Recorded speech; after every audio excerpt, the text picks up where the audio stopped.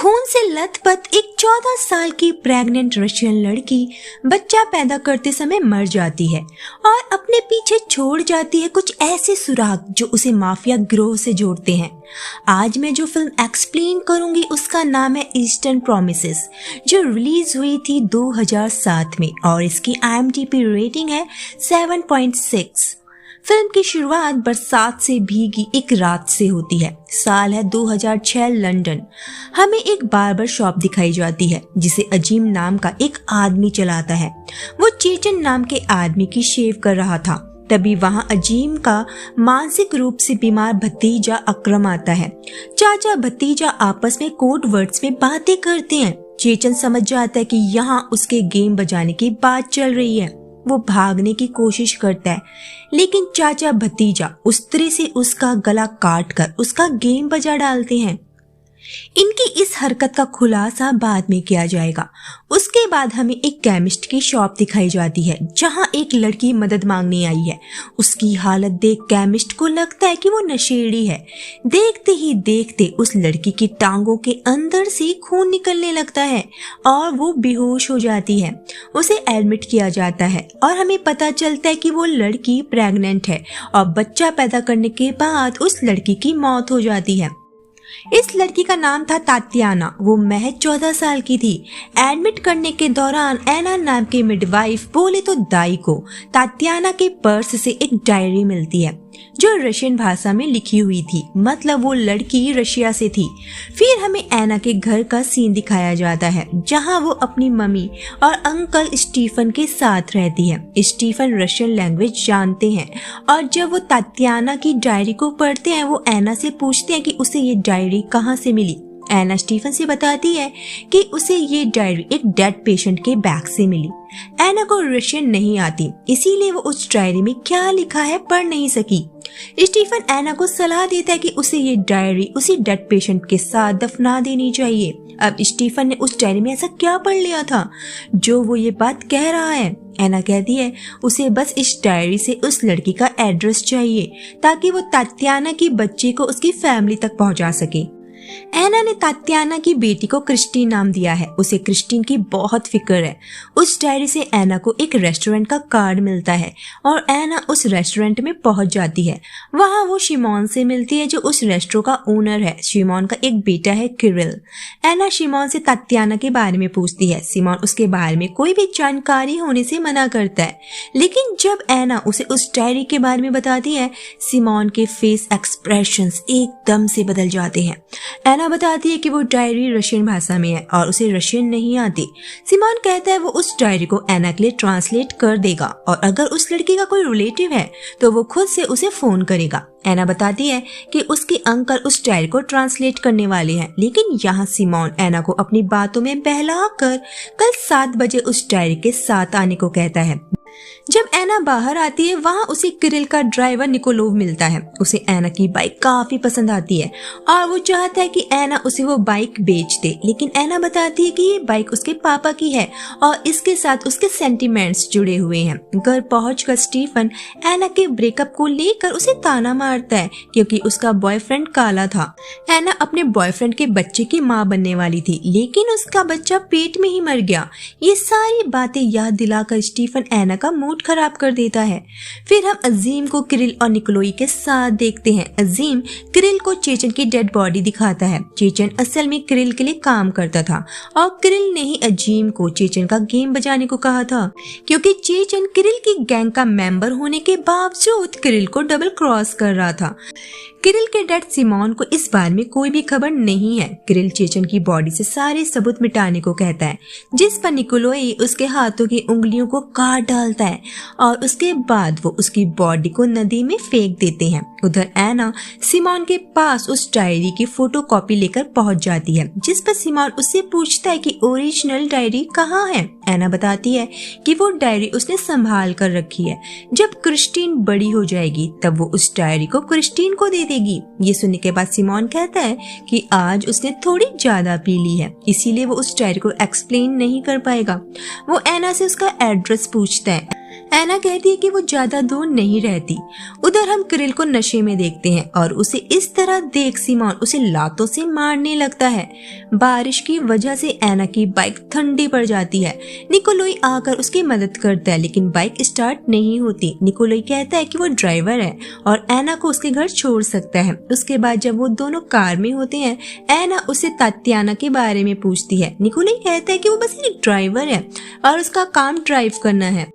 उधर एक officer Yuri को चेचन की लाश उस नदी से मिल जाती है और उसकी बॉडी पर बने टैटू देखकर यूरी जान जाता है कि वो रशियन माफिया की गैंग का मेंबर था। उधर एना के अंकल स्टीफन एना को उस डायरी को लेकर किसी के भी पास जाने से मना करते हैं। वो बताते हैं कि तात्याना का रेप किया गया था, उसे जबरदस्ती ड्रग्स दिया जाता था। तात्याना एक प्रोस्टिट्यूट थी। एना की मॉम कहती है कि उस लड़की को रशिया के सबसे बड़े माफिया गिरोह वॉरी वी ने किडनैप किया था। और क्या एना इसका मतलब जानती है? एना कहती है कि वो बस उसकी बेटी के लिए परेशान है। वो नहीं चाहती कि क्रिस्टीन फॉस्टर्स घरों में रहकर बर्बाद हो जाए। एना की मॉम कहती है कि एक बार स्टीफन उस डायरी को एक्सप्लेन कर ले, आगे क्या करना है पुलिस देख लेगी। उधर हम किरिल और निकोलाई को प्रोस्टिट्यूट्स के साथ मजे करते हुए देखते हैं, जहाँ किरिल निकोलाई से जबरदस्ती किसी भी लड़की के साथ उसके सामने इंटीमेट होने को कहता है। निकोलाई उसे मना करने की कोशिश करता है लेकिन किरिल को अपनी आंखें सेकनी थी।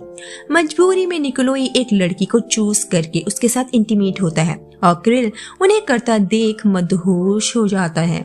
काम खत्म होने के बाद निकोलाई किरिल को वहां से जाने को कहता है और कहता है कि मैंने कपड़े पहनने हैं और फिर वो उस लड़की का नाम और एड्रेस पूछता है और उसे कुछ पैसे देता है। अगले सीन में हम देखते हैं कि सिमोन एना के हॉस्पिटल उससे मिलने आया है और वो उस डायरी के बारे में बात करता है और कहता है कि उस डायरी में उसके बेटे किरिल का कई बार जिक्र हुआ है। उसका बेटा नालायक है और उसने कई इलीगल काम किए हैं, लेकिन वो दिल का बुरा नहीं है और अगर वो डायरी पुलिस के हाथ लग गई तो वो अपने बेटे को बचा नहीं पाएगा। एना कहती है कि वो इन सब की परवाह नहीं करती, उसे बस उस बच्चे की फिक्र है। सिमोन एना से एक डील करता है कि वो उसे डायरी दे दे और बदले में वो उसे तात्याना की फैमिली का एड्रेस देगा। वो उसे इनडायरेक्टली धमकी भी देता है कि उसे एना के घर का एड्रेस पता है, वो कुछ भी कर सकता है। उधर स्टीफन और एना की मॉम उस डायरी को ट्रांसलेट कर रहे थे, जहां हमें पता चलता है कि तात्याना के साथ रेप किरिल ने नहीं बल्कि सिमोन ने किया था, यानी कि किरिल के पापा ने। किरिल तो असल में गे है और सिमोन को उसकी ये कमजोरी पता थी और किरिल से जब कुछ नहीं हो पाया तो उसने तात्याना को मारना पीटना शुरू कर दिया, जिसके बाद सिमोन ने उसके साथ रेप किया। तब तक एना भी वहां आ चुकी थी और बताती है कि सिमोन उससे मिलने आया था। ये सुन उसके अंकल एना पर चिल्लाने लगते हैं कि उसने उस डायरी के बारे में उससे बताकर गलती की है। अंकल बताते हैं कि जब वो केजीबी में था तो उन्होंने वोरीवी गैंग से डील किया था। केजीबी एफबीआई की तरह ही काम करती है। उधर सिमोन को पता चल जाता है कि किरिल ने चेचन को मरवा दिया है, लेकिन किरिल ये मानने को तैयार नहीं होता। निकोलाई किरिल से कहता है कि उसे अपने पापा से झूठ नहीं बोलना चाहिए और फिर निकोलाई सिमोन को बताता है कि किरिल के कहने पर अजीम ने अपने भतीजे के साथ मिलकर चेचन को मार दिया, क्योंकि वो किरिल के बारे में अफवाहें फैला रहा था और पुलिस को उनके बारे में इंफॉर्मेशन दे रहा था। यहाँ हमें पता चलता है कि सिमोन रशिया के माफिया गिरोह वोरवी से संबंध रखता है। कुछ साल पहले वो अपने गैंग के साथ रशिया छोड़कर लंदन में बस गए। रेस्टोरेंट चलाना तो बस दिखावा था। यहाँ रहते हुए वो सारे इलीगल कामों को अंजाम देते हैं, लड़कियों के बदले में दूसरी चीजों को एक्सचेंज करते हैं। सिमोन को डर है कि चेचन के भाई चेचन की मौत का बदला किरिल से जरूर लेंगे। उसके बाद हम निकोलाई को एना के साथ देखते हैं। निकोलाई एना से उस डायरी को लेने आया है। एना उससे तात्याना के घर का एड्रेस मांगती है, लेकिन निकोलाई कुछ भी जानने से इनकार करता है और कहता है कि उन्हें सिमोन जैसे बुरे लोगों से दूर रहना चाहिए। ये सुन स्टीफन निकोलाई के मुंह पर थूक देता है, लेकिन निकोलाई उसे कुछ भी नहीं कहता। बाद में हम देखते हैं कि निकोलाई उस डायरी को पढ़ रहा था, जहाँ पर तात्याना बताती है कि उसका मन कई बार सुसाइड करने का होता था, उसे रोज ड्रग्स दी जाती थी। तभी वहाँ सिमोन आ जाता है। निकोलाई उसे वो डायरी दे देता है। सिमोन निकोलाई से पूछता है कि चेचन किरिल के बारे में क्या अफवाहें फैला रहा था। निकोलाई बताता है कि चेचन किरिल को गे कहता था। ये सुन सिमोन कहता है कि लंदन में स्नोफॉल नहीं होता, शायद यही वजह है कि किरिल ऐसा है, मतलब किरिल सच में गे है और इस बात का सिमोन को काफी दुख है। फिर वो उस डायरी को लेकर उसे जला देता है और निकोलाई से एना के अंकल का गेम बजाने को कहता है, क्योंकि उसके अंकल रशियन है और उन्होंने उस डायरी को पढ़ा है। वो रशियंस पर भरोसा नहीं करते।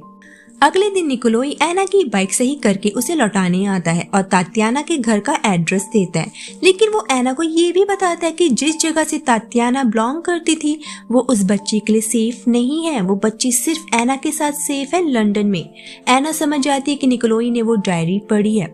यहाँ हम महसूस कर पाते हैं कि निकोलाई एना को पसंद करने लगा था। उधर चेचन के भाई अकरम का गला काट कर उसका गेम बजा डालते हैं। अजीज घबराया हुआ सिमोन के पास आता है, बताता है कि चेचन के भाइयों से उसे खतरा है और वो उससे किरिल के बारे में पूछ रहे थे। सिमोन जानना चाहता है कि क्या वो लोग किरिल को पहचानते हैं। अजीज कहता है नहीं। ये सुनकर सिमोन कहता है कि उनसे ये कहो कि 2 दिन बाद तुम किरिल को उनके हवाले कर दोगे। उधर एना तात्याना की ट्रांसलेट की हुई डायरी को पढ़ रही थी, जहाँ हमें पता चलता है कि उसका रेप करने के बाद उसे पिल्स दी गई थी, लेकिन काफी देर हो चुकी थी। उसके पेट में बच्चा आ चुका था। एना निकोलाई से मिलती है। किरिल भी निकोलाई के साथ होता है। एना सिमोन के बारे में बताने लगती है कि क्रिस्टीन असल में सिमोन की बेटी है और जब उसके साथ रेप हुआ तो वो कुंवारी थी। सिमोन ने उसे गोलियां दी थी। ये सुन किरिल एना का गला दबाने लगता है। निकोलाई उसे शांत करता है और एना को वहां से जाने को कहता है। फिर हम सिमोन को निकोलाई के साथ देखते हैं। सिमोन पूछता है कि क्या उसने एना के अंकल का काम तमाम कर दिया। निकोलाई कहता है हाँ। सिमोन निकोलाई को अपने गिरोह का सदस्य बनाने के लिए तैयार हो जाता है। ये खबर निकोलाई किरिल को देता है। किरिल निकोलाई से कहता है कि उसी ने अपने पापा से निकोलाई की सिफारिश की थी। निकोलाई के साथ साथ किरिल को भी पता है कि वो झूठ कह रहा है, क्योंकि सिमोन तो अपने बेटे को निकम्मा समझता है। वो उसकी बात क्यों मानेगा। उसके बाद उस गिरोह के बाकी मेंबर आते हैं और वो सब निकोलाई की माँ के बारे में गंदी गंदी बातें करते हैं। उसके बाद निकोलाई के घुटनों और चेस्ट पर स्टार का टैटू बनाया जाता है, जो इस गिरोह के हर सदस्य के लिए बनवाना जरूरी है। ये उनकी पहचान है। उसके बाद जब अजीम और निकोलाई स्नान घर में बैठे होते हैं, अजीम कपड़े पहनने के बहाने वहां से चला जाता है और फिर हम उसे चेचन के भाइयों से बात करते हुए देखते हैं। वो बताता है कि किरिल अंदर है और उसकी चेस्ट पर स्टार बना हुआ है। असल में सिमोन ने निकोलाई को बकरा बनाया था किरिल की जान बचाने के लिए। उसने यूं ही निकोलाई को अपनी गैंग में शामिल नहीं किया था, सब प्लान था निकोलाई को किरिल बताकर उसका गेम बजा देने का, ताकि चेचन के भाइयों को लगे कि किरिल मर गया, जिससे उसका बेटा किरिल बच जाए। वो दोनों निकोलाई पर हमला कर देते हैं। निकोलाई पूरी तरह से घायल हो जाता है, लेकिन वो उन दोनों का गेम बजाने में कामयाब होता है। निकोलाई को हॉस्पिटल में एडमिट किया जाता है। एना उसे जख्मी हालत में देखती है। कुछ दिन बाद वो निकोलाई से मिलती है और अपने अंकल के बारे में पूछती है, जो कई दिनों से गायब है। निकोलाई बताता है कि सिमोन उसके अंकल को मरवाना चाहता था। उनके अंकल 5 स्टार होटल में मजे से हैं, मतलब निकोलाई ने अंकल जी को नहीं मारा। उधर हम यूरी को देखते हैं, जो निकोलाई से मिलने आया है। हमें पता चलता है कि निकोलाई असल में एक अंडरकवर FSB एजेंट है, जो ब्रिटिश सरकार से लाइसेंस के तहत काम कर रहा है। निकोलाई यूरी से सिमोन को अरेस्ट करने को कहता है, तात्याना से बलात्कार के सिलसिले में। सबूत के तौर पर वो उस बच्ची और सिमोन का DNA टेस्ट करवाने को कहता है। ये सुन यूरी सिमोन के घर उसका ब्लड सैंपल लेने आता है। सिमोन समझ जाता है कि पुलिस क्या प्रूफ करना चाहती है। वो किरिल से उस बच्ची को खत्म करने को कहता है। नेक्स्ट सीन में हम एना को देखते हैं, जिसे किरिल लिफ्ट में देखता है और वो घबराकर बच्ची के पास आती है, लेकिन बच्ची गायब थी और वहाँ एक बुके रखा हुआ था। एना निकोलाई के पास जाती है और पूछती है कि बच्ची कहाँ है। निकोलाई समझ जाता है कि ये सब सिमोन का किया धरा है। वो एना को लेकर उसी नदी के पास आता है, जहाँ किरिल उस बच्ची को मारने के इरादे से आया था। किरिल उस बच्ची को मारना नहीं चाहता, वो उसकी बहन है और इतनी छोटी बच्ची को कोई कैसे मार सकता है, लेकिन अपने बाप के आगे वो बेबस है। निकोलाई किरिल को समझाता है कि उसके पापा हाथ से निकल गए हैं, उनके दिन अब इस दुनिया में पूरे हो चुके हैं। वो उसके बाप और अपने में से किसी एक को चूज करने को कहता है। जैसे हमें पता है कि किरिल गे है और वो निकोलाई को पसंद करता है, वो निकोलाई को चूज करता है। निकोलाई कहता है कि उसके पापा के बाद वो इस गैंग का लीडर बनेगा। वो दोनों पार्टनर्स बनेंगे। सबको किरिल का ऑर्डर मानना पड़ेगा। निकोलाई और एना उसे बच्ची वापस देने के लिए राजी कर लेते हैं और निकोलाई किरिल को गले लगाते हुए कहता है कि शिमोन खत्म हो गया है और वो अब एक साथ मालिक होंगे। किरिल काफी खुश है, वैसे भी उसका पापा उसे निकम्मा समझता है। बच्ची वापस करके किरिल वहां से जाने लगता है। निकोलाई और एना एक दूसरे को किस करते हैं। निकोलाई उन दोनों को वहीं छोड़ वहां से किरिल के साथ निकल जाता है और ये मूवी यहीं पर खत्म हो जाती है।